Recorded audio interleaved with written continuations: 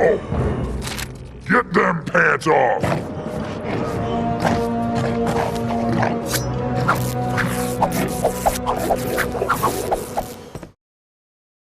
The Oddworld games are a bit of a wild ride. They were created by Oddworld Inhabitants and span a wide time period. The first game, Abe's Oddysee, came out in 1997. It was probably the first game I ever put my grubby little baby hands on. The last one, before they started doing remakes and remasters, was Stranger's Wrath, and that came out 8 years later in 2005. Oddworld Inhabitants meant to make a quintology of Oddysee games, each following a new character exploring very dark and strange worlds, fighting back against big industry and freeing different races of worker people from horrid fates. They instead made 2 of those games and 2 spin-offs. The games use a great blend of dark humour, social commentary, cinematic storytelling and world building to explore some really deep themes throughout very different game types. At one point in time they had the lead on industrial capitalist dystopias, and the games were super interesting and funny. They still are. This video is going to explore the storylines of the 4 main games: Oddworld Abe's Oddysee, Abe's Exoddus, Munch's Oddysee, and Stranger's Wrath. I'm not touching the remakes, New and Tasty or Soulstorm. We're stuck in old game territory here. Feel free to use chapters to jump around, as this will be a long old ride. Spoilers from here on out. They say it's the biggest meat processing plant on Oddworld. I used to work here. Well, I was really a slave. Oddworld Abe's Oddysee. Welcome to Rupture Farms, the setting for a lot of Abe's Oddysee. This is the biggest meat processing plant on Oddworld, or so they say. We don't know much about the Oddworld as a whole, given the whole series takes place on one continent, Mudos. A continent formerly full of tribal natives all living in harmony with nature, before the events of the game, the industrial expansion, and worship of Mula by the Gluckans, Vikers and Sligs had pushed out these natives, either into servitude, death, or some sort of experimentation. It parallels a lot with America, the industrial expansion there and the plight of the Native Americans, and a lot of their imagery will come up during the game. For now, we focus in on Abe, a Mudokon slave and floor cleaner, who's just discovered something troubling about the meat plant's new plans. The Gluckans were scared, cause profits were grim.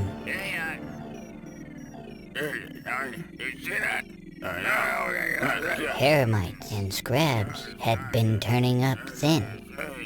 You're going down. What?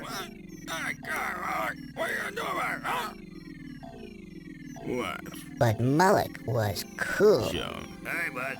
He had a plan. This new kind of meat. It was us!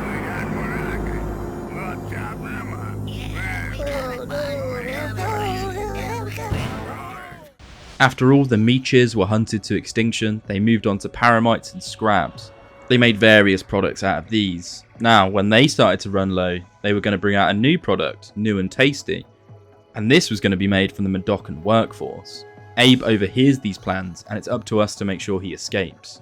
Rupture Farms is a bit of a death trap, and the main gameplay loop here is puzzle platforming, going from screen to screen, not only avoiding death, but also freeing your fellow Mudokons. The ending of the game even changes depending on how many you manage to rescue.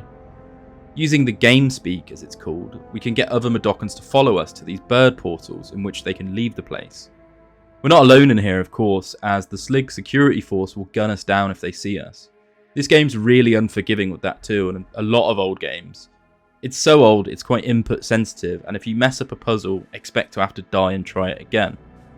Abe makes an initial escape from Rupture Farms by avoiding the meatpacking equipment, the guards, and rescuing some of his fellow workers. Now, the factory itself does a lot with its design and background art. It's some big industrial monolith with all these huge machines that don't make a lot of sense. You're filled with that eldritch, where's that pipe going? What's all this in the back? How big is this place? It's oppressive, and rightly so. You're freeing the oppressed. During the escape, Abe jumps into a meat barrel, and you can see an example of some of these humorous cutscenes the series as a whole is known for.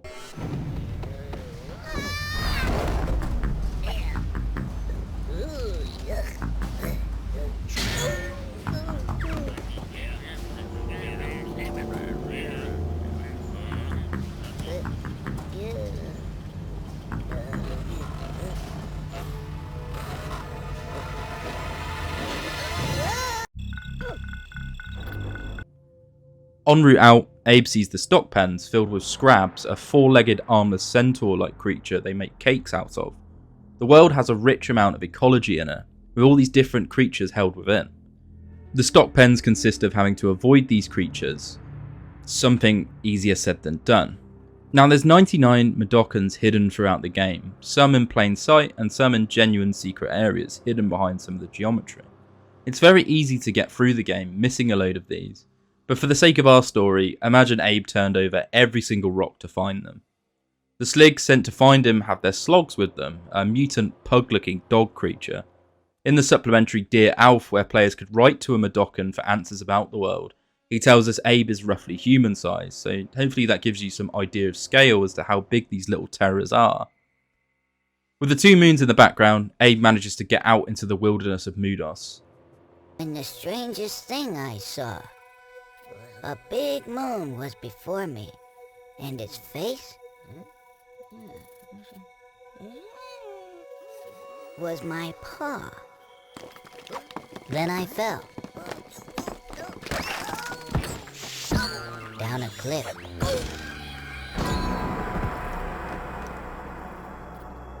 And smashed my head. When some big face appeared and said I was dead. Said our land was changing, was imbalanced at best. He told me my fate was to rescue the rest. For paramites and scrabs had been sacred once. But that was before Rupture Farms turned them into lunch. Before Rupture Farms, the Mudokons lived in harmony with their sacred creatures, the Scrabs and the Paramites.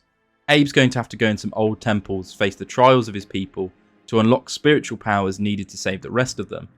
He's a bit of a messiah character here, a chosen one, and while he's weak as hell, his spiritual powers are very useful indeed. Abe can actually possess Sligs, walk them around or use them to shoot at others, which gives a nice change of getting shot in the arse all the time. Abe's next adventures in Paramonia and Scrabania, two horrid chapters that focus on these sacred creatures of his people. To get there, he has to go through the Monziak lines, a stretch of native wilderness swarming with Sligs. After all, where do you think they got their lovely meat stock from originally? The Monziak lines looked like an American wilderness, a lot of rocky mountains, big redwood style trees, and we have to use a horse-like creature called an elam to get through most of here. It's big, camel-horse combo that runs on two legs. A lot of this level is just setting up a safe path for the elam to run through. There's new hazards in the form of bees which can kill us unless we attract them to another creature, usually the elam. But luckily there's no one to rescue here, so it's a pretty quick diversion. They're quite good at introducing these new concepts into levels, though I did find a few of them were kinda stuck with that level. When we get to the two temples, we're introduced to what must be done. In each temple there's a series of rooms littered with individual challenges involving the creatures that live there. We need to go in and activate a torch in said rooms, then get the hell out using a different door to how we got in. I forget if you can actually choose what you do first, but I went to Paramonia, home of the Paramites. Little scuttly creatures that are mostly risk-free unless you back one into a corner or you encounter more than one of them. Then they get a bit bitey. You can distract them with meat, so they have that going for them. We use the combined power of Mudokon Spirit to blow up some bombs, and then head to the hub for the challenges. There's 7 of them here, and then a big capstone run through a nest. The individual challenge rooms are fairly simple, but with a mostly one solution answer to the problems. I found a lot of times if I fucked up one step, I'd be redoing the whole thing, and I imagine this ported over to the remake. The problem is here there's no quick saving, so have a lot of fun chancing things, then going back to the start of the level. When Abe makes his way to the Paramite nest, things get a bit ropier. There's some pipes we can jump into to get a look at what we'll be running through, and it's a rough old jaunt. Many twists and turns, many monsters that drop from the ceiling, and well, look at how my first attempt went. First, you've got to jump up to bait a creature down, then head on and try and nudge a second into pushing down a trapdoor. Of course, you won't know this without trial or error or a guide. When it drops down, you need to do a running jump off, and if you did the drop like I did, have fun going back to the start. I imagine this was probably a source of frustration back in '97 before the internet got going. When you get to the end, you better not move or the portal to leave disappears, and the only way to reset it is to go back a door and get gangbanged by 2 Paramites. Going through the nest, Abe then gets a blessing from a Mudokon shaman called the Big Face. We get a hand scar of the Paramite symbol, and next it's on to Scrabania. Scrabania follows a similar suit. A bunch of challenge rooms with Abe then having to go through a nest. Scrabs will run you down on sight, and if you get two in a room, they'll fight each other instead. You can also chant to stun lock them, which I think was just an animation glitch, but it's a very useful glitch to abuse. En route to the challenges, we have to play Simon Says with some shaman types to get a big bomb exploding power, more than once. When you're in there, there's 8 rooms this time, most with the theme of run from Scrabs, jump to safety and advance. The nest itself I found to be one of the most difficult endeavours known to man. It felt like I just didn't have enough time to do anything, like take a look here. With both nests down, we get another scar from the shaman, and with both of these scars we unlock a new power, the ability of the Shrikle. At certain points, or after rescuing enough Mudokons, Abe can turn into a demigod avatar of his people, an entity with Paramite and Scrab features that can blow up anything on screen, sligs, machinery, the lot, and we'll need it to get to our friends. Abe then takes a route back to Rutcher Farms, and they dosed up the security as you can see on the screen. Dogs, motion sensors, and giant bombs if you flub those.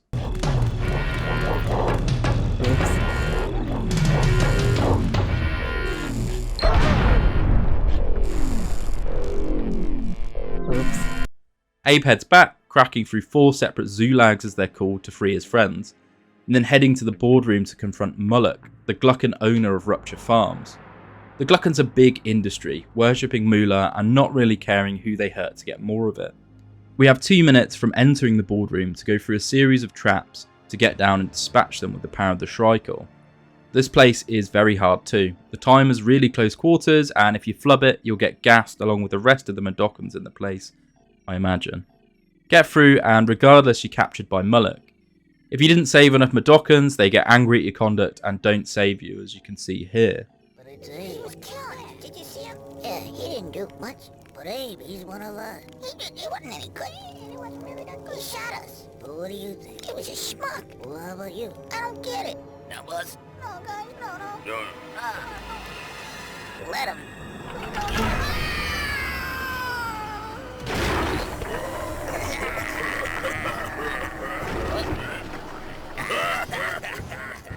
If you did save enough, they all chant to save you, taking out Mullock and blowing up Rutcher Farms in the process.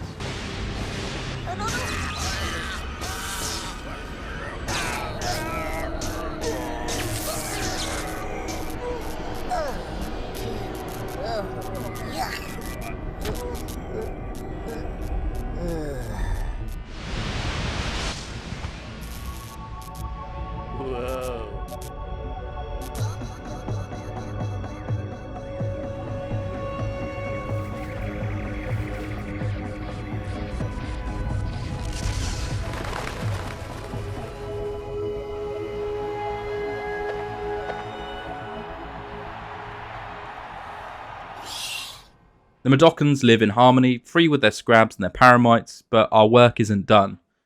Abe's Oddysee is done.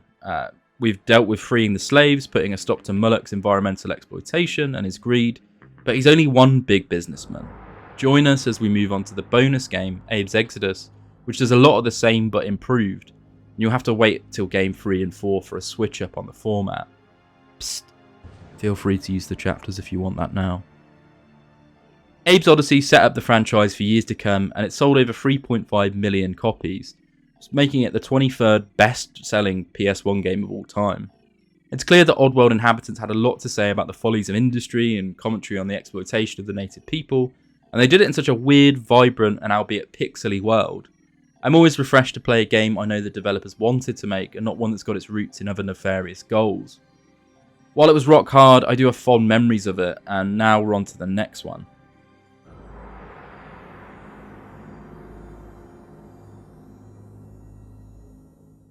Abe's Exoddus. Abe's Exoddus starts with a Mudokon prophecy being told about Abe, that he's destined to save the Mudokons and stop their bones being used in brew. If he fails, they'll all die. The big paw print moon opens up and reveals we're in Necrom, a place where the Mudokons used to bring their dead. It's a direct sequel to the last game, and the Gluckons in present time had been stealing these bones, using blinded slaves to do it so they'd never know what's being dug up.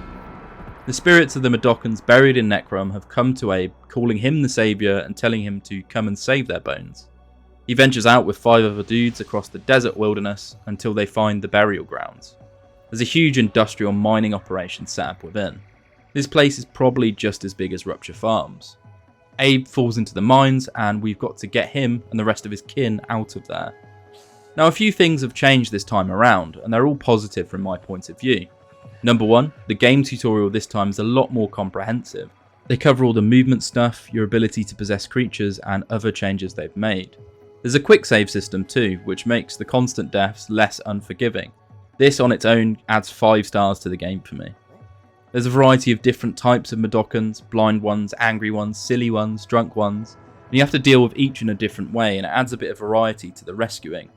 There's new voice commands and you can address multiple Mudokons at once, leading to a ton of new possibilities for puzzles and levels. You can even get them to use different bits of equipment in your stead. Oh, and back on possession, you can possess Scrabs, Paramites, and these new flying Slig type enemies. Overall, they've expanded on the last game in every way, doubling down on each feature, and I love it. Back to the story. So Abe's now trapped in the mines and learns that the enslaved Mudokons here have mostly been blinded, so they don't find out they're getting all handsy with their ancestors' bones. We rescue a large group of them through this tutorial section in the otherworldly caves of the mine, seeing temples and ancient burial grounds in the background. After getting deeper into the mines, our pals rush ahead and start drinking Soulstorm's brew, the drink being made out of Mudokon bones. Of course, they don't know that, and they kick off massively when we try to stop them.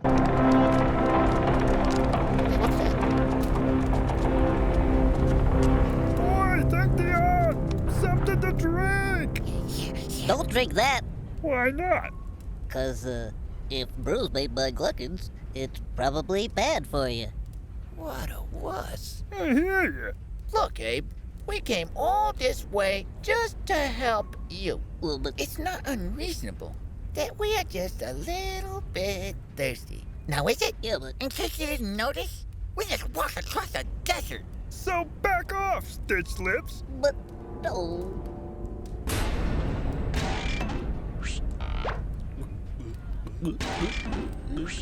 I tried to stop them, but they drank the brew anyway. Lots of it. Then they got all sick looking, but they still wanted more. That's when I figured this whole thing out. Brew is made from our bones! This is bad. What do I do now? What do you do? How about leading us out of here? Okay, follow me. Okay. But Abe finds this out after they've cracked through 99 bottles, and after he kills a blind guy too. You can see that here. We have our call to action to rescue the rest of the Mudokons to stop Soulstorm Brewery from making any more bone brew. The Mudokons who drank the brew are now sick, and we need the help of our ancestors to heal them. With that in mind, we head down towards the mine boilers, being chased by slogs the whole way. Eventually, we get blasted out of the mines into Necrom proper, and it's a bit of a rehash of the Monziak lines, but in this deserty jungle combo. Whoever's doing the background art for this game is doing an amazing job too. Just look at some of these scenes. The games do a great job of showcasing these huge ruins and just otherworldly structures, both man-made and natural. We find out there's 2 temples we need to go through in an incredibly similar fashion to the last game. We need to put a stop to the desecration of these tombs and free the trapped spirits of our ancestors. Only then will we have the power to save everyone. Like the last game, there's 2 sets of temples, one dedicated to a Paramite tribe and the other to a Scrab tribe. Only this time, there's a few more creatures involved. Fleeches, which are these gluckin pet worms they flush down the sewers when they get too big, will grab you if you let them lick you too long. They tend to be accompanied by these slugs that mainly serve to verbally warn your ops you're rolling around if you step on them. Scrabs scare Fleeches, and Paramites can eat the slugs. We get to explore possessing the creatures we spent the last game running from, and it's good they interact with the new creatures as well. With Paramites, we're able to climb about on webs and pull rings, whereas Scrabs are relegated as a combat monster. Advance through the tombs, do the big challenge runs after, and make sure we smack open the ghost boxes that are keeping your ancestors' spirits tied up. I have no clue when Gluckons got into spiritual machinery, but I suppose they have the anti-possession tech too, so it's not surprising. With the ancestors saved, we're given the power of the Shrikle again. Abe gives some great exposition on how the Gluckons got in because the Mudokons had forgotten their past. First, with the bond the Mudokons had with the land and the creatures that led to Rupture Farms, and then about how Soulstorm Brewery came about. The Gluckons initially gave their brew out for free, then when the Mudokons became addicted to it, they were happy to work as slaves for more brew. The brew, need I remind you, being made from Mudokon bones and tears. There's a real through line about the dangers of addiction, losing one's culture, and of course the systemic oppression certain cultures went through during big booms of industry in the real world. For a PS1 game, there's quite a lot of nuance. The ancestors want us to destroy the brewery and break the chains, and that's something we can do for sure. Firstly, Abe needs to get to Soulstorm, and to do that we need to sneak into the Fico depot. We actually have to do this not once but 3 times. Thrice, if you will. Due to Abe's presence, the Gluckons in the area have executed Operation Lightning Bolt and locked the train station down. There's 3 different Gluckons we need to possess to unlock a train line to Soulstorm Brewery. In the Slig Barracks, there's General Drippick. He's a bit of a nightmare to get to, with the Slig Barracks being, you guessed it, full of Sligs, weapons and bombs too. It's actually quite a cool area, but then takes a bit of manoeuvring to get around. When you've got Drippick under your control, you then just have to get to a console to talk to the train security. And you can actually order Sligs around to shoot each other, follow you, and it's great. Just play Simon Says and then that's 1 down. It's nice to see a bit of variance with possessing the Gluckons as well. The same happens with the other 2 directors as well. We've got Director Flegg in Boneworks, a bone processing factory, and Vice President Aslick in the depot, and yes, that's his actual name. From there, Abe just has to crack through Soulstorm Brewery's Zulags, again like the first game, and free the workers, blow up the factory. There's 2 endings here, and one is really graphic. If you didn't save enough of your colleagues, the drunk ones ambush you, hooking you up to a tear extractor where Abe gets substantially tortured to death by the Gluckons. You didn't save our buddy. But guys, it was horrible. And you ain't getting away with it.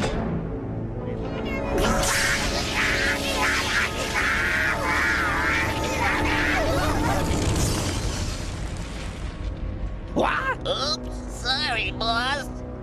Whoa.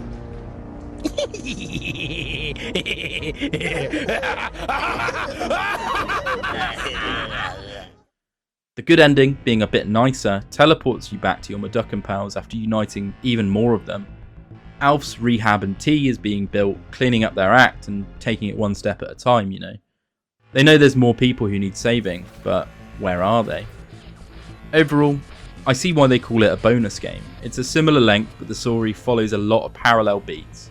Generic industry start, go through 2 animal themed ruins, blow up the big bad, but they do address different themes within the same topics, looking at addiction, the desecration of cultural heritages, and they manage to tell a really impactful story with a much improved gameplay experience. I've seen people online complain they humanise the world a bit too much with some of this newscast type cutscenes you can see, but I still found it suitably weird and alien. I've not played the remake, but I want to, having played through this. We're halfway through the list of games, with Munch's Oddysee coming up next, the second title in the planned Oddysee games, and a direct sequel to this game. After that we'll be touching on Stranger's Wrath, my favourite in the series, so stick around. Anyway, on to the next one.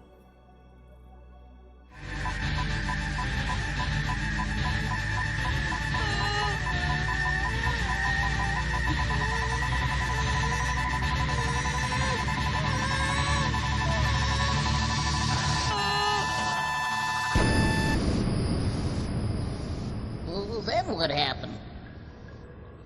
They took him away. Oddworld Munch's Oddysee. So to start off, we've got to shift our perspective here, literally. Not only does Munch's introduce a new main character, but it also changes the gameplay format entirely. It's still a platforming collectathon, but this time you're in beautiful 3D. You can switch between 2 characters with different strengths and weaknesses, and the collectathon proliferates out to silly levels. It's a much longer game with a more substantial story, and let's get into it. Munch is a gabbit, specifically the last gabbit, a fish-like frog creature and the last of his kind.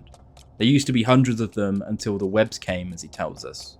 The Gluckons had hunted them to near extinction for caviar and lung replacements to deal with the Gluckons' chronic smoking addictions. With the disruptions in Rupture Farms and the Soulstorm Brewery, our actions have almost pushed the Gluckons into this new business. They touch on this theme slightly in the game, but more so in the next one I'll cover. Abe and Munch make a good double act. Munch is a very good swimmer, whereas Abe is acrophobic to say the least, but he's more able-bodied. This game contains the most tedious rescue missions, but also the biggest variations in the platforming, even including some retro-style minion tactics like we're looking at Overlord or Pikmin. Hell, if it wasn't for Pikmin, then this game would have been the first to do it. So let's get talking about the story. The game opens up with what's called the Big Raisin, some sort of round creature that seems like a stand-in for the Mudokon shaman of old. He tells us the plight of Munch and the Gabbets, the nature of them being hunted to extinction, and Munch being captured by lab scrubs. We're told that for Abe to finish his task rescuing the Mudokons, he needs to rescue Munch from a place called Viker's Labs. The movement in this game is a bit jumpy, but less unforgiving than the previous titles. The general gameplay loop is that Abe and or Munch will have to move around and rescue various creatures whilst collecting little green mushrooms to power up various spiritual things. Abe can still possess creatures in this, and GameSpeak is still a thing, it's just all in 3D now. The possession has changed so that you now conjure this little orb thing you have to move into enemies instead of just getting the first one you see. And one thing that's changed for the worst is the sound design. It just seems very unbalanced. I didn't like whoever did the mixing, and so I'll keep the in-game sounds to a minimum here. Abe is told to find Munch. He needs to travel to the giant heat well in the land, jump in it, and it will take him up to Viker's lab. The first few levels serve as a tutorial leading to this. Abe gets to experience some wilderness in Mudos, collecting shrooms and avoiding slogs and mines. Much less dangerous in this game as well, they don't kill you in one hit. The goal really is to get used to the controls and then go around saving Mudokons from harm, so that we can use them to open up barriers to our progress. There's more of an emphasis on actually using the Mudokons as workers or combat minions in this game. In the first level, for instance, there's not actually too many hazards, but Abe will have to find the various Mudokons around, even throw them over barriers manually at some points. I don't know why they can't jump, and this does get very tedious. We'll eventually lead these Mudokons close to a slog run and have to use them to dispatch with the slogs. We'll also discover some of the Gluckons' other products, vendos that can give us various powers like extra jump height or more speed. We make use of that while avoiding the slogs.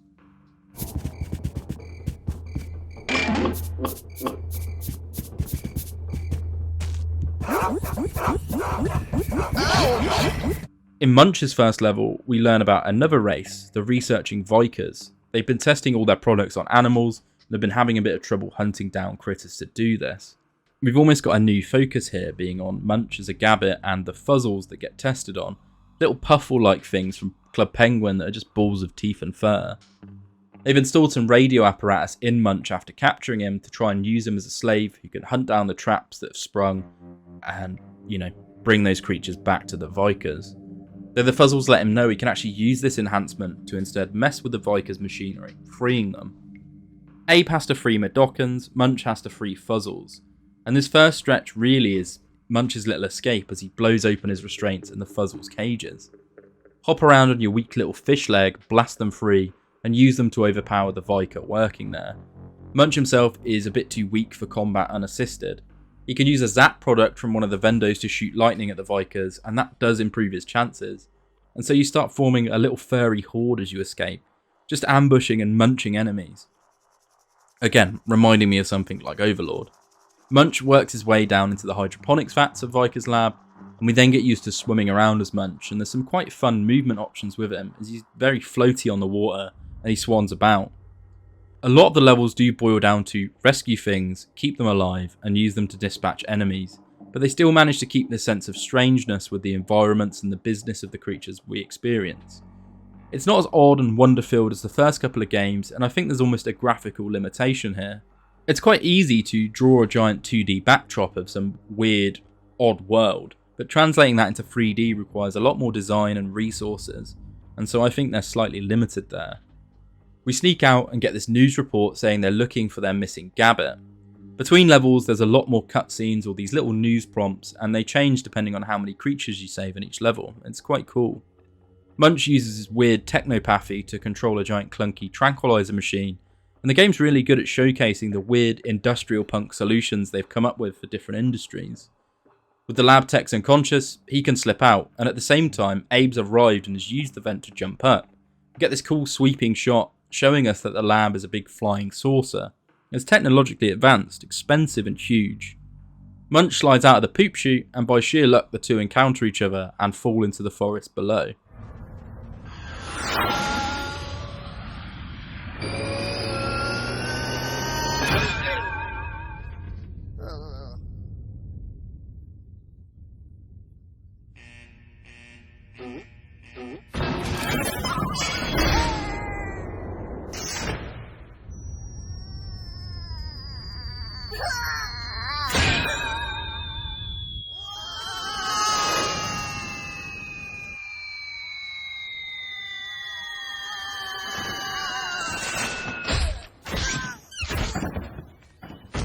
Whoa, that was quick. Sweet. You think that maybe we should, help him back to the raisin? Nah. From there's the task to get back to the almighty raisin. So we're almost having to go back through the areas the cutscene skipped over. It does make sense from a travel perspective. Now we have both protagonists at once. If one dies, the other can resurrect them, and so there's a much lower difficulty in these games than the previous. The trade-off for this is that a lot of the gameplay doesn't feel too rewarding and just more menial, but it is nice to not get my ass fed to me constantly, and I did play the other two games before this, so it's nice. We get our first experience of possessing enemies, and it felt really cool to see the Sligs in full 3D. Munch and Abe then begin their journey back, freeing Mudokons and Fuzzles as they go through various slog huts. These slog huts are like little challenge tutorials to try and get you up to speed with the cooperative nature of playing as both Munch and Abe together. Rescue some Mudokons from an entry area, normally by using Munch to man a crane, and getting Abe to do the talking, dealing with the dangers that are shown, and then going through to a central danger run. In the first tunnel, this is seriously that, a giant atrium full of mines, slogs and machine gun wielding Sligs. Now you're meant to use Munch to clear out the room following this danger run, and then carry the Mudokons through one by one using an espresso power up to boost your speed. There's tons of Mudokons here to carry, and my initial reaction was, fuck that, am I doing all the back and forth here just to get some dudes to pull some levers?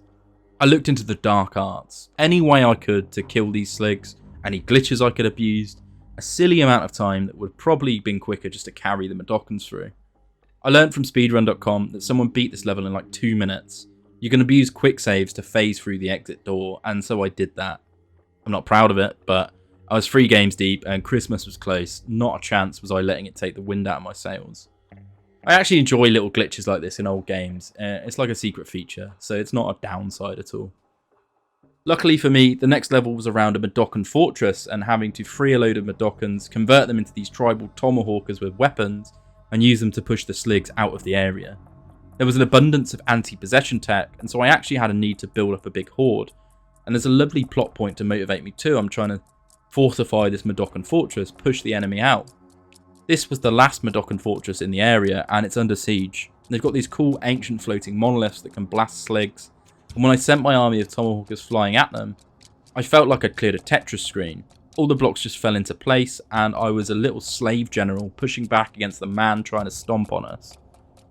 We're actually a resistance force this time instead of just a ton of mooks to be spat on, so well done game.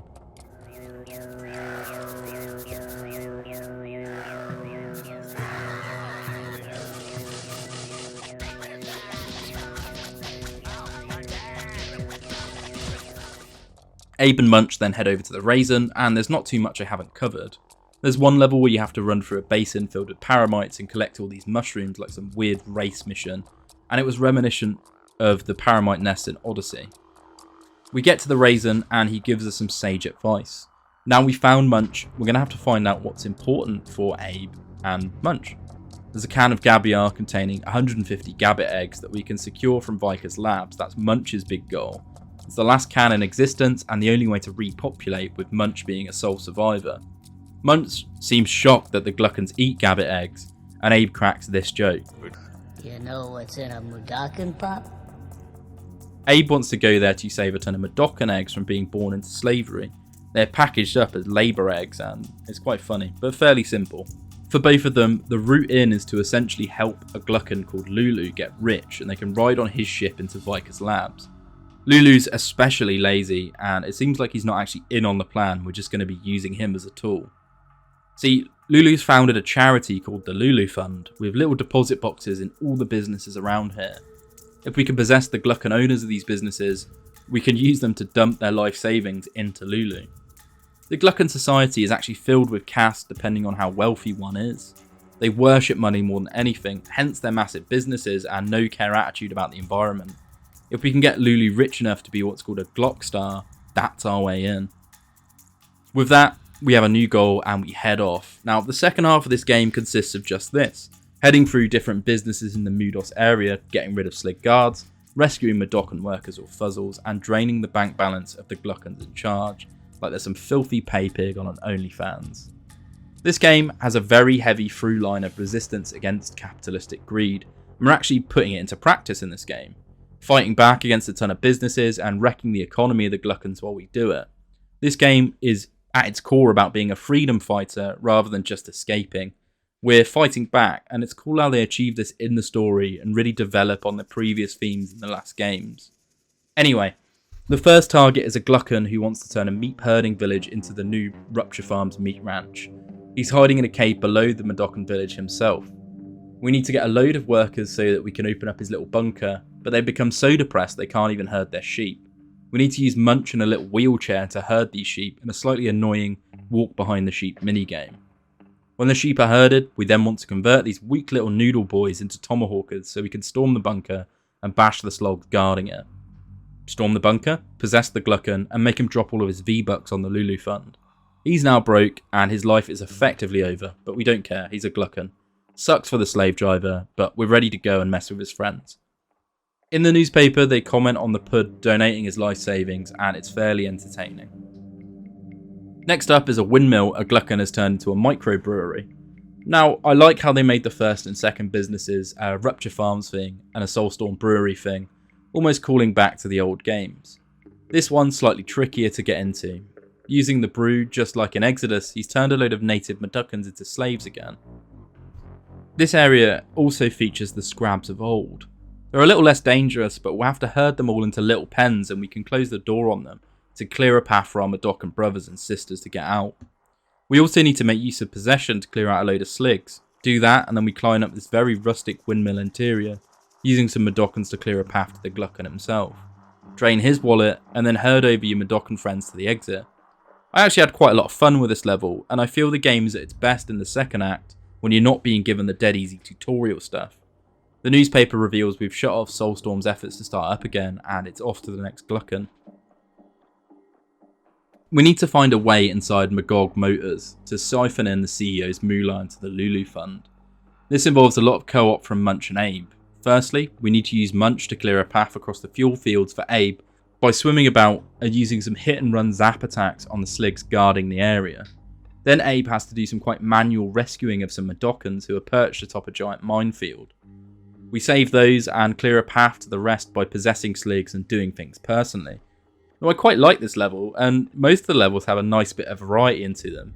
Some are a bit manual and tedious, but when they do it right, they do it really well. We then find a new upgrade for our Tomahawkers where we can give them spirit guns. Sounds cool, right? Lead the militia force towards the entrance of Magog Motors, crack the place open, and once we're inside, it's actually quite a similar gameplay loop of using Munch to drown a load of enemies, so we can get Abe where he needs to be and steal the CEO's moolah. The paper continues to sing our praises about rescuing our friends and Lulu's fun building steam. And by I say sing our praises, I mean it shits on us because it's a Glukkon paper. But we've got 2 more Glukkons left to mess with before we get to Viker's labs, and I'm going to gloss over them quite heavily. The first is in Splinter's Manufacturing, which is an awful set of 2 levels that involves a lot of manual minion movement. There's some platforming by Abe to get Munch in key positions too, and that platforming has to be repeated several times if either Abe or Munch dies, so have fun there. Bye bye Toothpick Man. During these missions, the paper starts stating that the Gluck Queen is offering money for a set of Gabbit lungs, and so we get a bit of foreshadowing of what might happen should our quest fail. Flood Fuel is the company we're targeting next, and they're dumping their waste into the waters. Again, there's some nice teamwork involving Munch's swimming to free up Abe's path for platforming.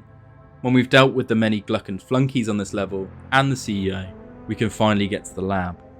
Now Lulu has become a Glockstar, a Gluckan so rich he's hit the highest caste of his people. The Queen still wants the lungs, and the Gabiar is now going to be auctioned off at Viker's lab, hence why Lulu will be going there. Now he doesn't actually like Gabiar, but as one of the richest Gluckans, he's almost expected just to attend the auction out ceremony. Abe, Munch and a few other Mudokons are hiding aboard his vessel as he arrives at the floating UFO that is Viker's lab. He gets a bit of a king's welcome too. Abe tries to sneak in after him, and Viker's lab consists of 3 different levels, provided you've been doing your due diligence and rescuing Mudokons and Fuzzles wherever you can. So Viker's lab in a nutshell. The loading dock opens up with an area full of Mudokon eggs next to a little blue transporter. You need to throw them into this. Now you can either wait to flood this room and use Munch and a crane, or get Abe round and use him to throw the eggs in. The community as a whole recommended quick saving between batches of eggs because they're so easy to break, and the throws are a little bit hard to aim. It does speak to one wider problem with the game, that there's a lot of manual input. With having to rescue creatures, it can be a bit cumbersome as time goes on. Munch and Abe do the razzle dazzle of Munch using Zap to take out a lot of Viker guards. Now, these can pretty much two-shot you in melee, and so it's a bit fiddly. I had to just save scum between killing one of them, and then kill the next. With them out of the way, Abe can use an invisibility vendor to raise the water level in the area, killing all the ground enemies and giving you an easy route to get your friends out safely. In the Labour Egg storage level, you have some similar difficult plights, having to throw bombs at enemies as Abe while they shoot at you, and having to zap these enemies that can two-shot you as Munch. Again, we use a crane to rescue a lot of dudes, and as we exit the level, you need to pull a lever that's inaccessible without a crane. Pulling this lever brings an enemy out by the crane controls, and it's a bit of a cheap death you can quite easily score for Munch if you're not on your toes. There's also about 1 million eggs you need to crane out, so the lab missions are a bit of a letdown in terms of being more boring fetch quests. I'll let you see this crane footage here and you can get an idea. We then assemble a small militia as Abe to push through the rest of the Viker suites, and in all honesty, it's better just to possess the enemies and make them explode, so your final Quama score isn't impacted by Mudokon deaths. There's a Quama score as well, I forgot to mention that in this whole bit of text. Essentially, the more people you rescue, the better your Quama is, the more people who die, the worse, and it needs to be at a certain level for the different endings. Carry 1 million more eggs, and then we're on to the auction itself. Well, provided you saved your Mudokon friends and the Fuzzles. There's 2 endings possible, so let's talk about them both. In the good ending, I think it's if you either saved over 50 or 70% of the dudes. Abe possesses Lulu, who didn't even want to go to the auction. This place is full of Gluckans, and you get this comical entrance for our favourite Glockstar.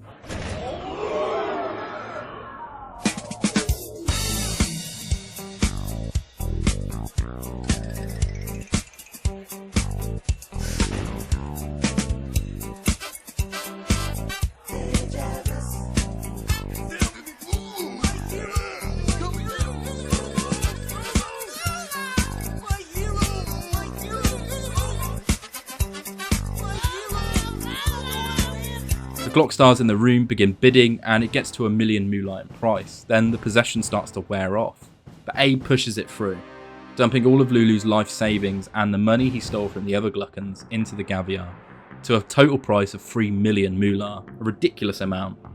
The Gluckan Queen is still on life support, the industry's crashed now, and the economy, with them all blaming Lulu for it, and the Mudokons are seemingly freed in Mudos, with Munch left to raise his 150 new egg children. Oh, and what of Viker's labs? What Abe mentions normally he leaves a bad place and it goes boom, but it hasn't yet. Well, Munch tells us that the Fuzzles had their own plan. Well, the Fuzzles got their own plan. Idiot! I hear he's bankrupt after the... What? What? Sold me.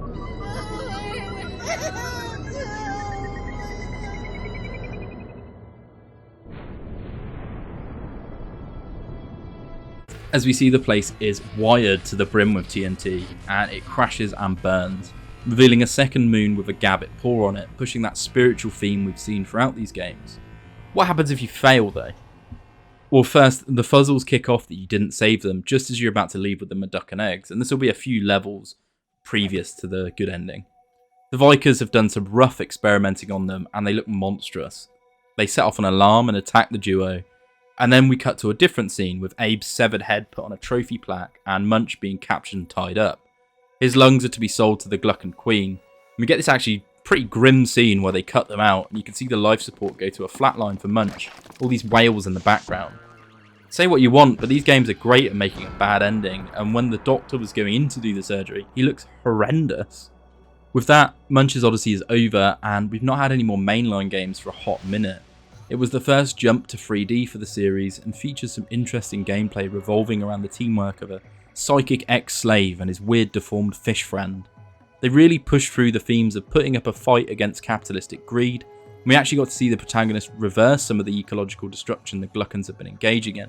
In fact, they actually tanked the Gluckan economy by the end of it. Story-wise, a lot happens and it's really good. It's just let down by some slightly hammy manual input gameplay. Now, you're 3/4 through the games here, so it's a good thing the next one has great gameplay and a great story, right? Let's dive into Oddworld Stranger's Wrath, a spin-off occurring on the other side of Mudos to the last games.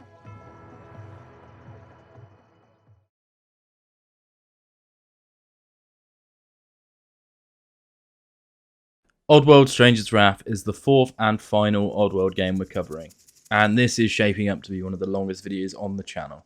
If you like the content, the voice, whatever, feel free to subscribe. Anywho, Stranger's Wrath came out in 2005, 4 years after the last game, and it's a spin-off from the Abe series. Instead of rescuing slaves and fighting back against exploitation, we're a bounty hunter fighting for our own survival, brought on by complications in our mysterious past. It brings all these Western-inspired aesthetics and keeps Oddworld's dark yet funny tone. If you imagine the last games we're playing as the Native Americans, this time we're an American cowboy, literally going by the name Stranger. There's a few plot shifts and they keep those themes running through of industrial expansion can be a bad thing, that the strong will exploit the weak, but we're on the other side of the fence this time. We're not a weak Madokan or a limp Gabbit, we're something new entirely. Armed with a crossbow that you fill with living ammo, the game involves you catching bounties using a variety of traps and strategies. It's an FPS with some platforming elements, not a straight platformer this time. It's also my favourite Oddworld game by a country mile. Let's get into Oddworld Stranger's Wrath. The game opens up with a tombstone engraving. Cry not for us, our souls survive, justice awaits when the waters rise. And the games previous had a habit of giving these sort of prophetic poems to bring up that we're in a world where someone's had some wrong done to them. A stranger bags some nearby insects and puts them into his ammo pouch, and we see little creatures around a fishing net. These are called grubs, and we'll get back to them later, but it seems the waters around them have dried up. The stranger bolts through their village, being chased by an outlaw, a creature belonging to a group of races that don't quite fit into the industrialist or native lifestyles. The two ignore the grubs just like the world around them has. There's quite a climactic chase with the stranger running around like some sort of wild animal on all fours. The outlaw is struggling to keep up, but still shooting at us. Eventually he falls into a trap that stranger had laid using fuzzles, and then being webbed up by some sort of spider ammo.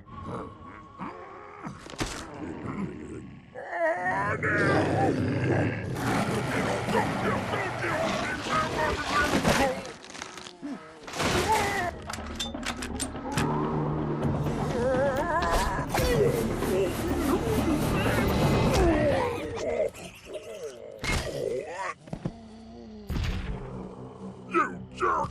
You broke our favorite rival!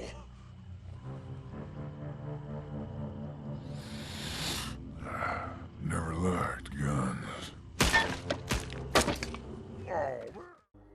We're actually in the game at this point and the start of a short tutorial. We bounty the outlaw, sucking him into some sort of pocket dimension. That's how you get them. And dropping a little one-liner as we do. We're told a big hook that if we bounty enemies alive, we get even more money for them. Stranger can run around with grace and dexterity. He's a lot easier to control than Abe was, and they've improved not only on the movement but the graphics too in this release. We can hop around with double jumps or climbing bits of the environment, and when we encounter enemies, we can beat them down with our fists. We're not a weakling at all, we're a strong guy. We're introduced to some of our ammo and bits and pieces. See, Stranger uses a crossbow that you load little creatures into rather than conventional munitions. The chipunk will distract and draw enemies to it when we fire it out, allowing us to set up a variety of traps. Bolomites will web up enemies instantly, allowing us to just bounty them then and there, we don't have to knock them out. Stunks do a similar job, but incapacitating a number of enemies for a shorter time frame. Fuzzles let us either set traps or just do DOT to enemies, making them run around in a frenzy. There's more ammo in the game, but this is what we're given in the tutorial. We also have an infinite number of zap flies, which will either stun damage if you let them charge up, or open electronic devices. We get a wide toolkit quite early on. The interesting thing is that you can actually find these creatures around the natural world, and hunt them to refill your own ammo. You're a bit of a nature warrior in the ways that Abe and Munch could only dream of.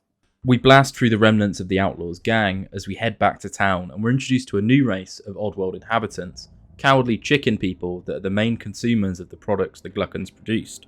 They're called clackers. We go back to town and throw our outlaw into jail. Oh, this sucks. Hey, nice going, stranger. I'll go get your moolah over at the bounty store, eh? Hey, Jailer Buzzhead. Hey, you let me out now. I had my brother killed. Well, I guess it sucks being you right now, huh?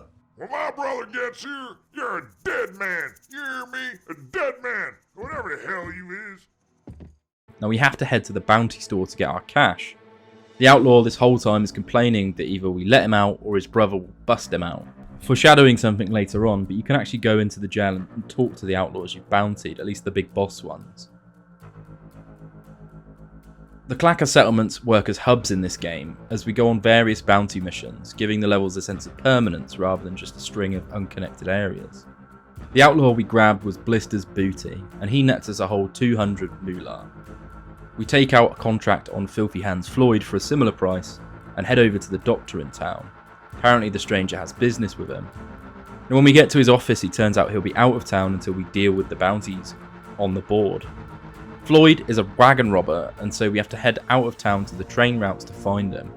This involves a fair bit of third person running as well, and Stranger controls really fluidly. He's a peach to play. After fighting through some unnamed outlaws, we catch Floyd's gang blocking a train route with a giant boulder. I think we're all set. Good, cause here they come. Get into position. Hold it. Hold it! Hold it! Now! Gotcha! Ah! Damn! That ought to stop them!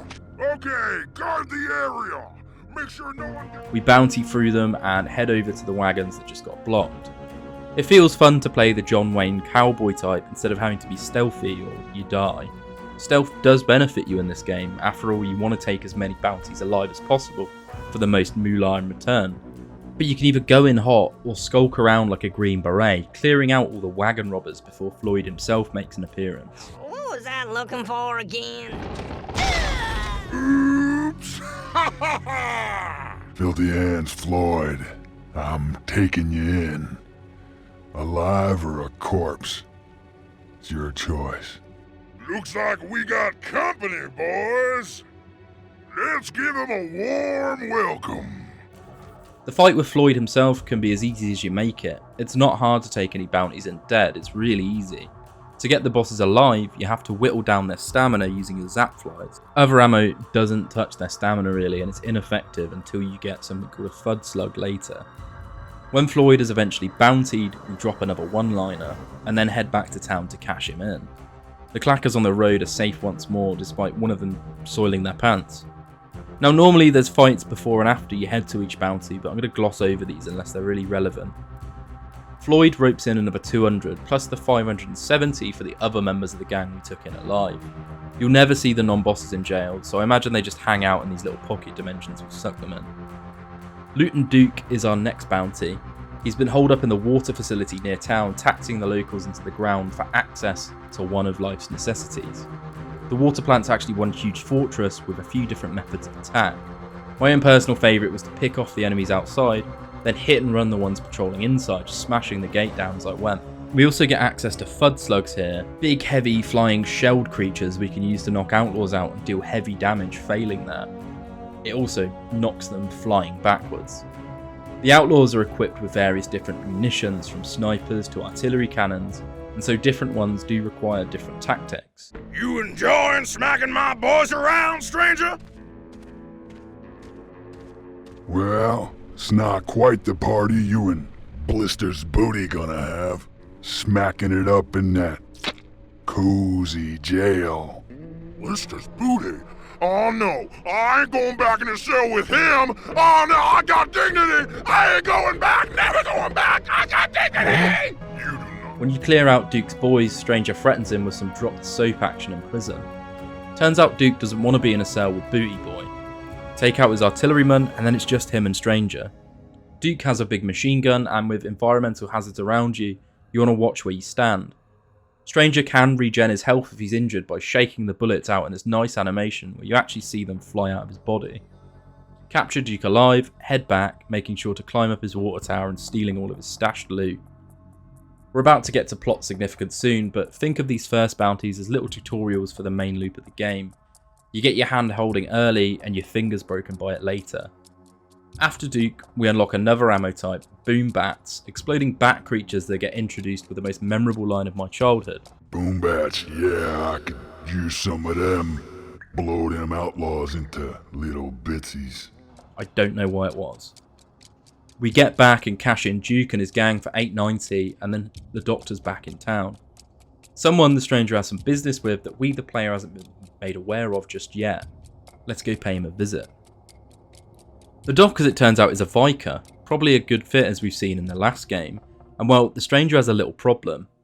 He needs some sort of complicated operation that's going to cost us around 20k to get it done. Stranger isn't happy to hear. Right. Well, sorry to hear that, but I got a business to run.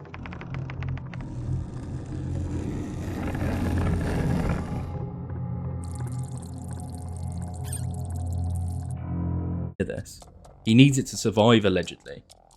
We don't really get to see too much about what the surgery is. One of the pages shows a heart, the other a spine, so it's probably something serious despite his apparent good health. Given the last couple of bounties left us on 1.3k in our wallet, after paying for some weapon upgrades, we need to cash a few more.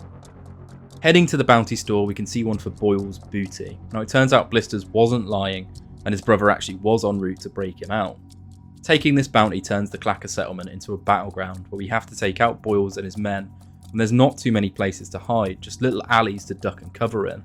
It can be very tough, especially if you're trying to take as many as possible in alive. My advice is to take out who you can on their own and run around using the alleys as cover to draw enemies to more advantageous positions. Boyles uses a shotgun, so you want to stay as far away from him as possible until you're ready to bounty him. Your health regen isn't magical and it won't be able to save you. I managed to get Boyles on his own and blasted down his stamina using fuzzles to keep his boys preoccupied. It's easy to take them out when he's gone, as you have so many tools to keep them from firing at you. When he's gone, the Clackers are free to roam again and they all thank us. We leave Gizzard Gulch behind and head to Buzzerton in search of fresh bounties the next town over. The game, despite taking place on Oddworld, makes you feel like some sort of cowboy vagrant bumming for work where you can get it. The world feels alive with all these settlements and people clucking around, and you can even interact with random Clackers to talk to them. The world feels so lived in despite being so exotic. Good job, game. Some stuff actually happens on the mooch over to Buzzerton. On the bridge out, we actually get spotted by two artillery outlaws, and we get this cinematic shot of Stranger running through a collapsing bridge. Grubs in a barrel.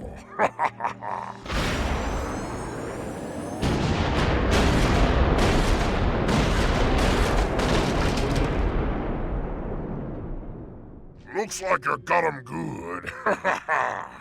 Why don't you go ahead and see if he's got any loot on him?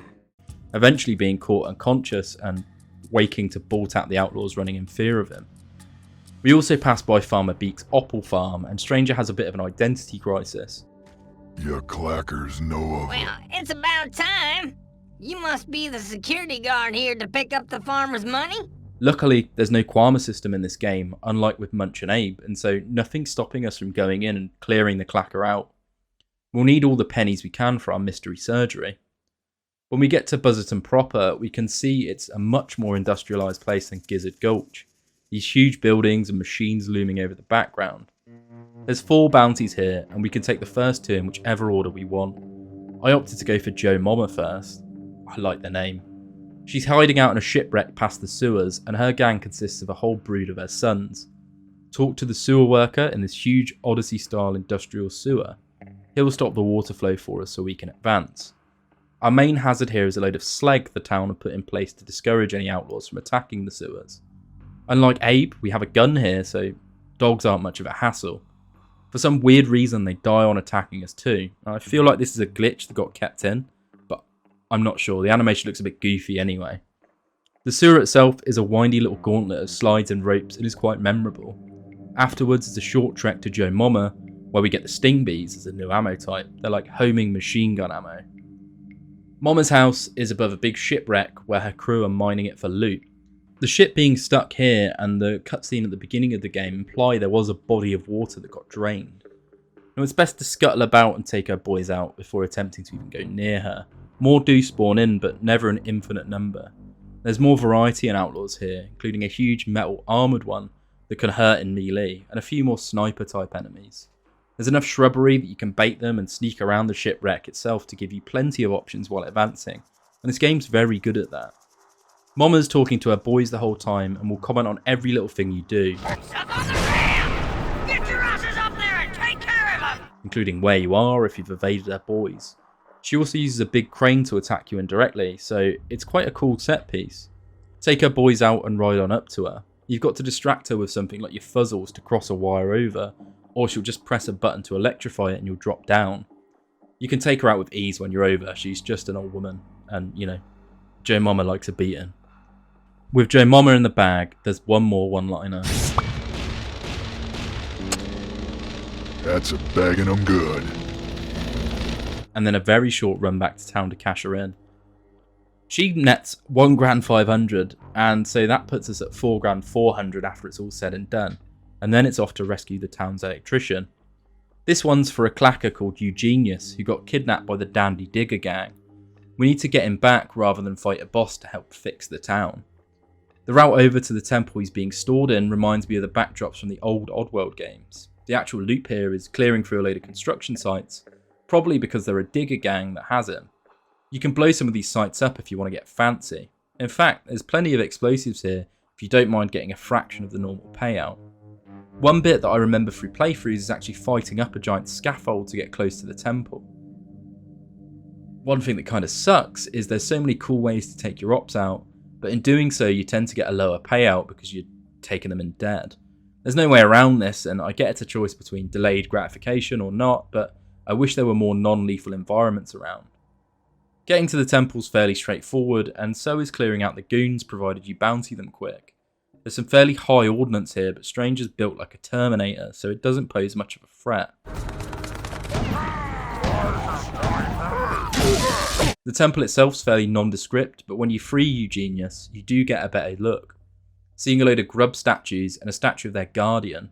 We can't actually read the inscriptions on the walls, but Eugenius does give us a bit of exposition. The grubs believe they were cursed by a demon, a creature called an octoguy that killed their Stief guardian and stole their water. The Stief itself in the statue looks like a four-legged version of Stranger with some horns. We get nudged into the temple catacombs below, which eventually spits us out at a grub village, and they don't like the look of Stranger, so the resemblance was probably coincidental. They keep talking about a sacred idol, which we can actually climb up to steal for seemingly no ill effects. Maybe the little dick-looking creatures curse us, I don't know. The idol nets us $75 on top of the rest of the bounty, and the grubs are getting quite upset, dropping one of the best lines in the game. Ground toenail. That was great. Now you stole my man. Now there's nothing else great. Now you stole all this stuff from us little helpless people. We already look like dicks, and now we can't even feel proud. Getting back to town reveals our next bounty, one Meagley McGraw, who's taken over the opal farm we passed by earlier. Meagley's a fun fight. We get to see a ransacked version of the opal farm full of outlaws. I quite liked that it was somewhere we'd been to before. I had a rough idea of the layout, and it's nice when you go back to somewhere old and it's changed to be something completely new. The world had a place of value, and the outlaws have exploited it in front of our very eyes. The world is very lived in. There's plenty of them here too, but you've got a ton of options for trapping them. You can crush them in an apple press or just skulk around. The main challenge is actually storming the farmhouse itself. You can climb around the side and enter through the roof, but when you do, the place is swarming with outlaws. I found it best to trigger them and then run outside when the fire got a little bit too hot. They'll chase you out of there and start searching, and you can go back to your best as being a little stealth guerrilla fighter, sucking them into your bounty sack one by one. When they're cleared out, Meekly himself comes out to play. Come on out, Meekly. I knows you're up here.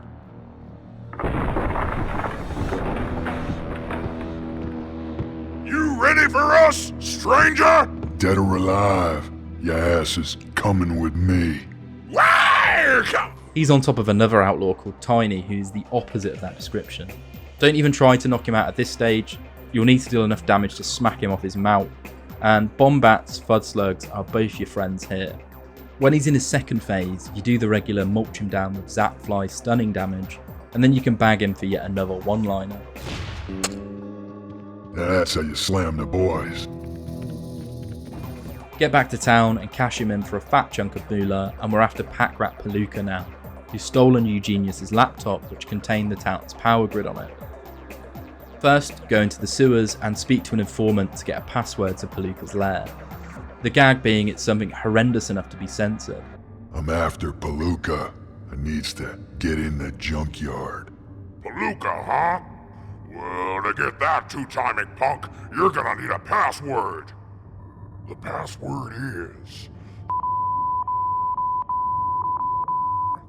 Whoa, did you just say...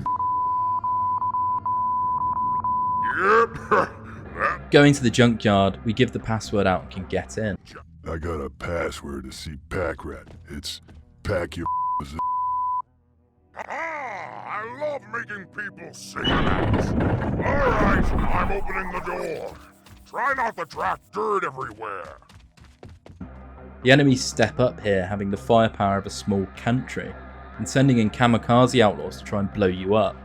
It's a slow uphill battle to get further in. If one of the kamikaze spot you, you won't be able to catch them alive, so bob and weave between the bushes. The whole place is constructed out of sheet metal with junk and bridges and giant towers throughout. It's a full-on fortress these outlaws have cobbled together in some random hill of Mudos, and it shows not only how industrial people get by in this world, but how strange a map can look. I really like the level design here. They do a lot to tell you the story of what the world's like without actually telling you. It's good environmental storytelling. When you advance further in, you can see what someone as industrial as Palooka can do with a laptop power grid. He activates a shield generator and becomes invulnerable while it's active. You have to disable this shield and then try and hit him with your best stunning weapons. He's quite slimy and can dodge a few shots. All the while, missiles fire from him and mounted turrets on rails down the side of the boss arena. It feels for once like we're on the back foot, actually in someone else's trap. Guards will also come out to fight you, and it can be one of the hardest boss fights to actually take alive. It's possible, but in this playthrough I decided to just hit him and get the dead bounty money. With the laptop in hand, we can cash him and his gang in, and even with him dead I scored 1.2k. All the bounties are done here, but the bounty store clerk gives us one more thing of interest. There's a wanted poster for a Steef, one of the guardians of the grubs, and the creature we saw a statue of previously. It looks a lot like Stranger in the face now that we can see it on paper. There's no price on the bounty poster, so we call up the man who posted it. An industrial giant called Secto. Now, he does look quite like an octopus here. Maybe he is the demon that grubs talk about, especially if he's hunting down their guardians. We say we can find him ahead for 20k, the price of our surgery, and he agrees to the terms. We ask him where to find him, and he says he owns Mongo River. His office is in Secto Spring Dam, and he's always there. You'll find my office at Secto Springs Dam. I'm always here. Well, that's good to know.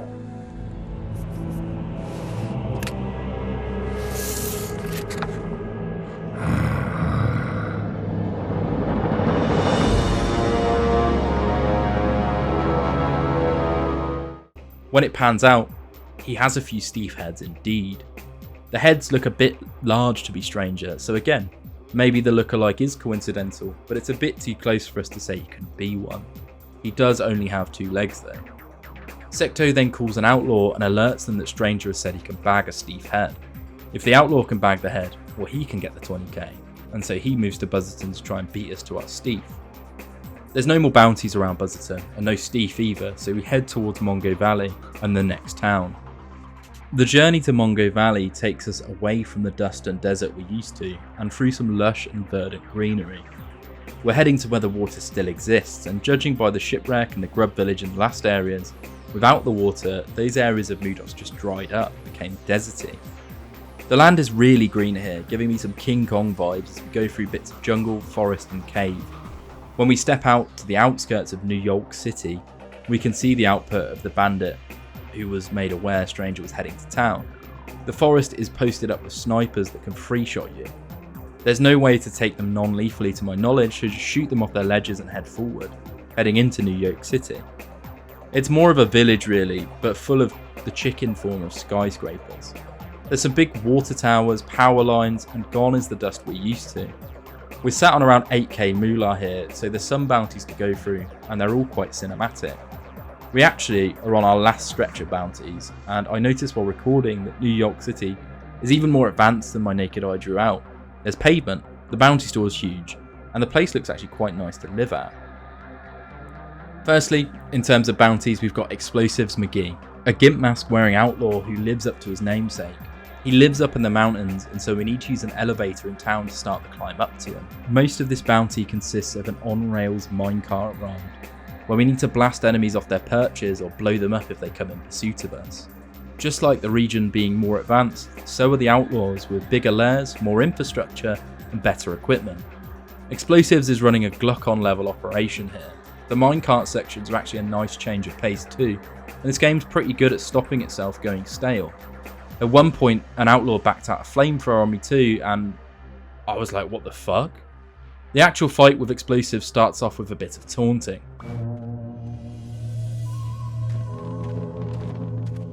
Been waiting for you, stranger. Well, that's good to know. Now, why don't you come on down and make it easy on yourself? Oh, sure thing. I'll come down. You want me to tie myself up too? Yeah! Make him dance, boys! Damn, I can't bag him in that cart.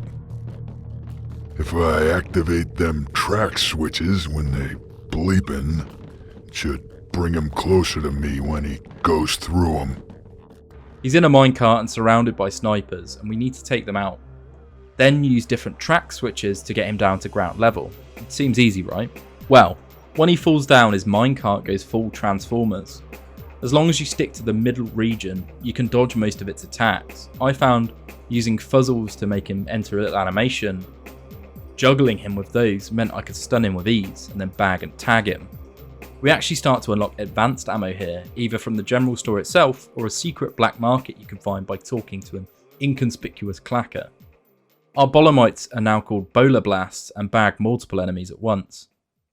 Our next bounty is Lefty Lugnuts. He hides in a grub graveyard similar to the one at the intro cutscene of the game. There's a few steps involved here, but to start, we befriend a local sleg hunter by taking out a giant sleg. Doing that, which is quite easy, gets us a sleg call to lure him out. The sleg itself had the first graphics glitch I saw all game, though I think it got missed in the recording. Go to the graveyard, do the call. Lefty comes out, and he's got a bunch of bird hides across the graveyard he can use to pop out and shoot at you. Juggle him and his goons, and make sure to use your FUD slugs alongside your Zapfly to stun him.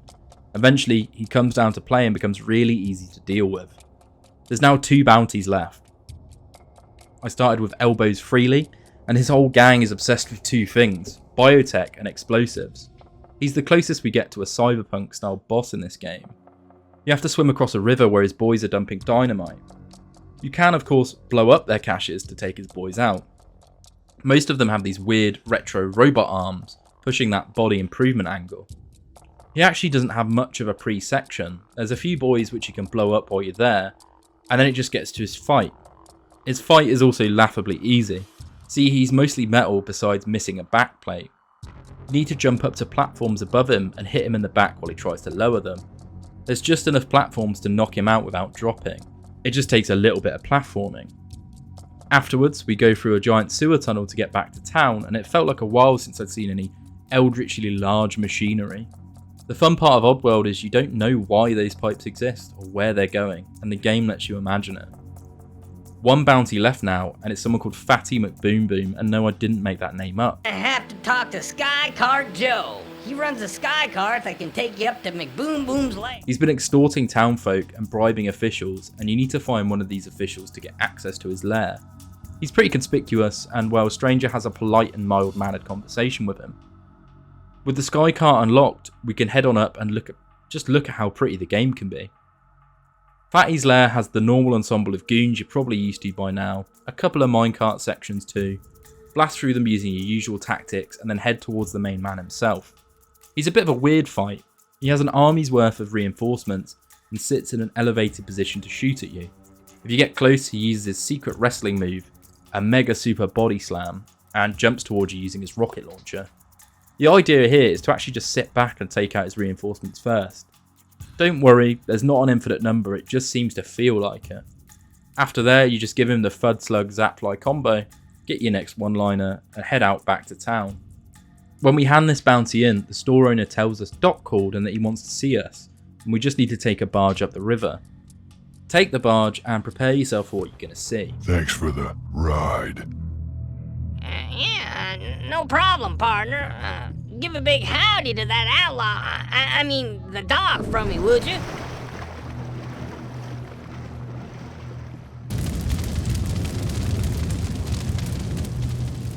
Damn, they strung up Doc.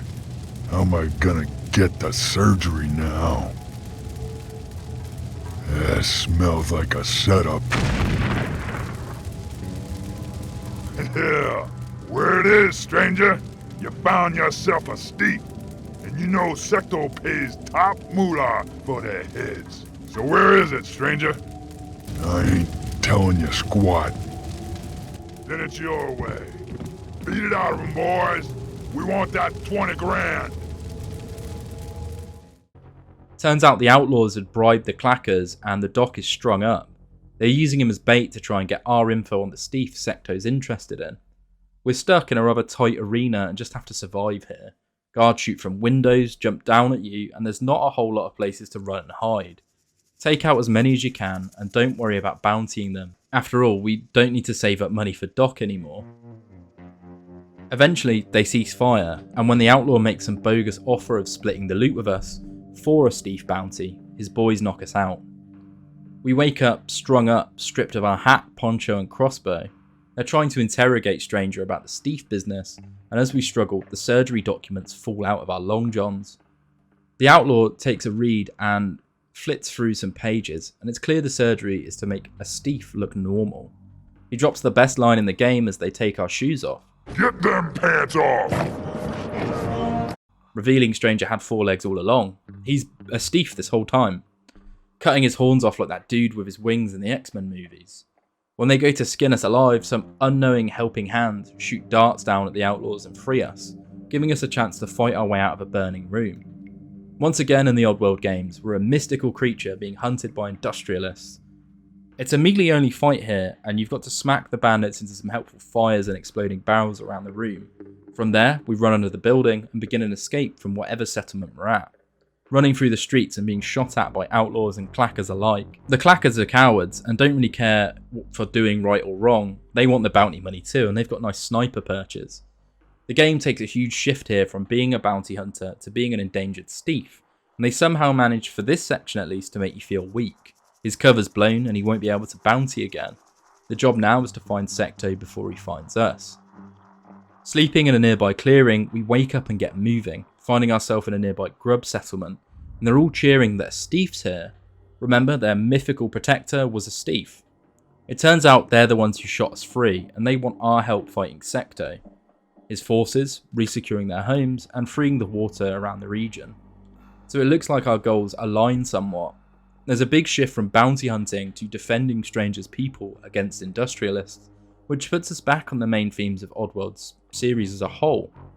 We don some traditional armour, almost donning our true identity with it, get a crossbow back and the ability to bounty enemies for ammo instead of money, and this is where the game turns into an action FPS more so than a sneaking fest.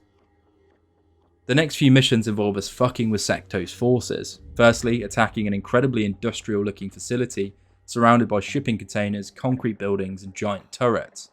We're fighting Wolvarks now, not outlaws. These are a race we only really see here, but look like industrialist lizards. They all have some very big heavy munitions, fighting more like sligs than the outlaws did.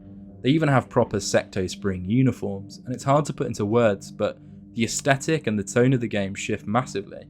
We're not in a cowboy western anymore, we're an eco-terrorist again. Break into the facility and you'll see scenes reminiscent from the old Oddworld games, with a manager barking orders to the flunkies over a PA system, all this industrial shit. It's pretty nice. The Wolvarks do big damage, but all of our ammo is upgraded now, and our armour and melee capacity as well. With 4 legs we can actually charge at enemies properly now, and Stranger's controls really open up. We're better suited for fighting armies than the outlaws, like a mystical protector of the grubs should be. Fight through the facility to get to the Steef boat. It needs some repairs, but luckily we'll have some time while we defend a grub settlement from immediate attack. This section felt like a weird Call of Duty or something, fighting these heavily armoured, uniformed soldiers through these caves and tribal buildings. When you clear enough out, an airship drops more in, and it's so cool. We've had this massive power boost, and the enemy we fight now reflects that too. Some have shields, others can throw slegs out of a backpack at you. They've all got heavy munitions. Clear them out and we can take the boat upriver, heading towards Secto's dam. We stop off occasionally to clear a waterlock on the way, but eventually we'll sail up far enough to the last grub city, Last Legs, under full siege, and the scene is something out of an alternate history of Normandy. There's snow in the air, fortifications all over the beach, and these massive flying ships raining fire down on the city itself. We enter a bit of a World War II simulator here as we fight our way into the city. It's such a cool level, and it solidifies the tone shift and character arc of Stranger. He's assumed his true identity, and he's fighting back not just for money, but for the greater good, to save these poor grubs from exploitation and death, and to continue the eternal fight of tradition versus industrial expansion. While being a spin-off with some massive gameplay shifts, it really does have the spirit the old Oddworld games are going for. They pull out all the stops too, having big battle wagons pull up and even what they call a shock tank. And you take it all out with a slingshot that shoots bugs and woodland critters. Eventually, getting to the Grub Temple, we can see a load of their soldiers all armoured up like Mongols. We need to lead a charge to reclaim the cannons in the city, not only for its defence but to also help launch an offensive on Secto's dam. At this point, we also unlock a nice combo with the skunk ammo that can now suck a group in, and the bat ammo shooting homing rockets to just mulch people. Get the cannons back and they can clear the way, and then we're on to our last assault, against Secto himself. The Octoguy demon that killed the grubs last Steef, and the one who had a 20k bounty on us. The one who's caused the droughts in the first hub areas, and the death of uncountable numbers of grubs. Let's bring the pain. The dam itself is massive. We need to fight our way through the front door, and that includes bashing into 2 different locks to open up a path for us to get in. It's a simple affair, but when it's over, these massive doors open and we can ride our boat in. The boat has this auto turret on the front, and we absolutely mulch the Wolvarks in the entryway as we get inside. We then fight through the massive industrial offices of the loading bay for Secto Springs, smashing through glass and climbing across electrical cables to progress.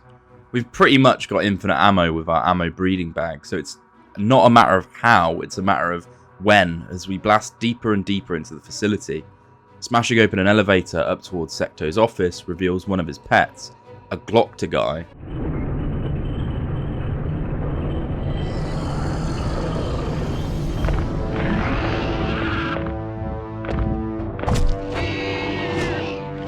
Oh, what the hell is that? Pathetic Steve. Say hello to my little pet.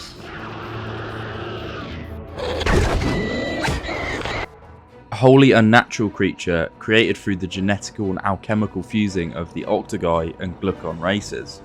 This thing is really unnatural too, tanking a load of our ammo and being able to teleport around as a big green spectre. It also shoots this glowing green webbing at us that we need to break free from, and if you don't, it'll just stab you. With it down, we can't even bounty it as we head up and up. At this point, the grubs start their offensive, shooting their cannons at the dam and entering us into a bit of a time trial section. We have to rush through the gauntlet that is the Wolvarks, shock tanks and snipers. It can be very rough given it's such a short time frame and everything hurts when it hits you. You can't really stop to heal too much.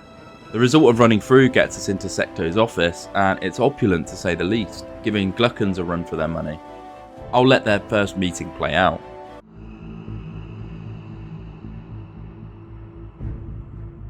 The Steve is here now.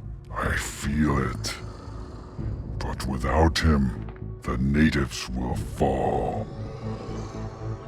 Deal with this problem, but be careful with his head. I have a special place for it.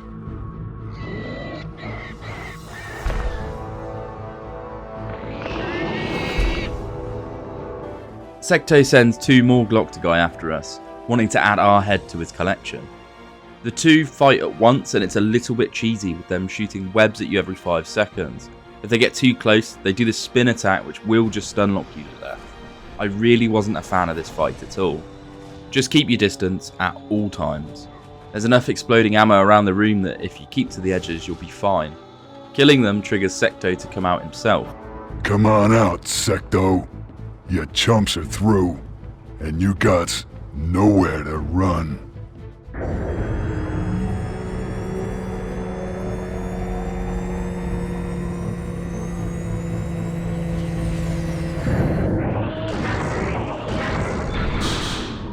Looks like I kill you myself now.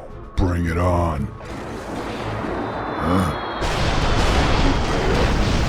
Ancestors. This place is falling apart. Now, like your ancestors, you'll die at my hands.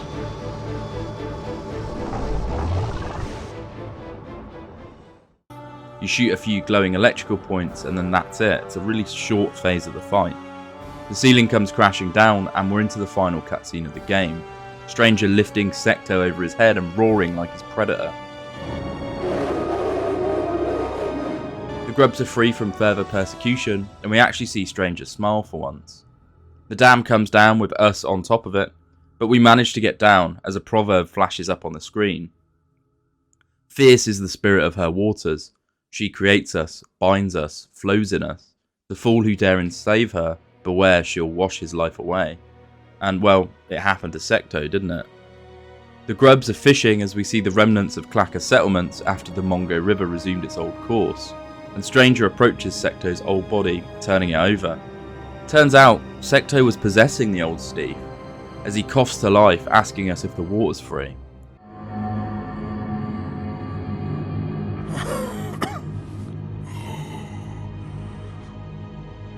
Is the water free?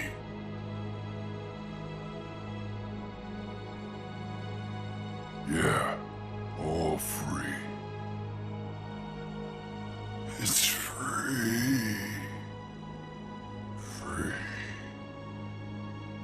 Free.